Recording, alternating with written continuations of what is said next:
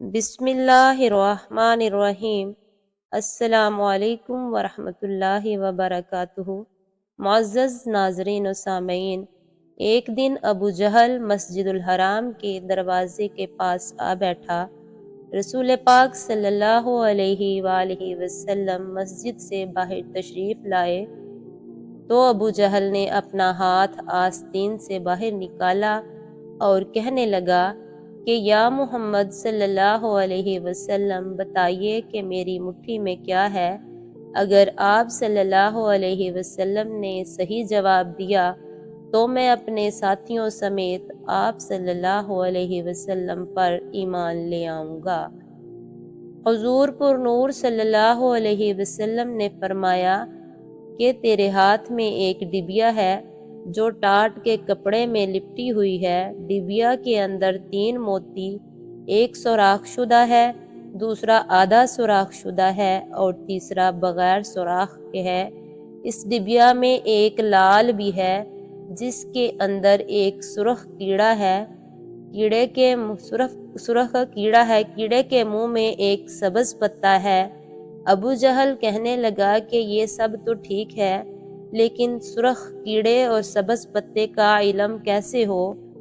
آپ صلی اللہ علیہ وسلم نے فرمایا کہ لال توڑ دو، معلوم ہو جائے گا۔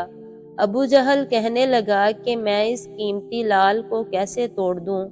ایک صحابی رضی اللہ عنہ وہاں کھڑے کہنے لگے کہ اپنے لال کی قیمت لگا کر اسے توڑ دو۔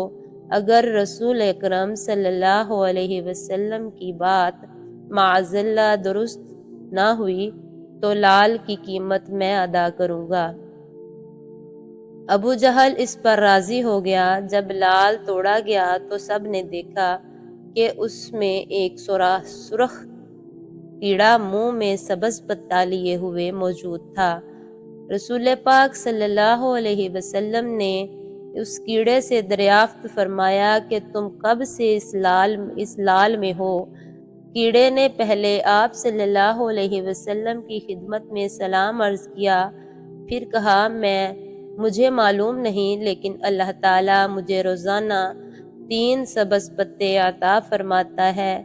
آپ صلی اللہ علیہ وسلم نے فرمایا کہ تیرا ذکر اور تسبیح کیا ہے؟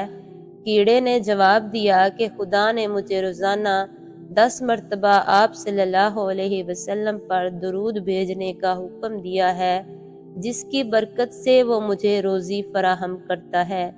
اللہ تعالیٰ قرآن پاک میں فرماتے ہیں، بے شک اللہ اور اس کے فرشتے آپ صلی اللہ علیہ وسلم پر درود و سلام بھیجتے ہیں، پس اے ایمان والو تم بھی آپ صلی اللہ علیہ وسلم پر درود و سلام بھیجا کرو۔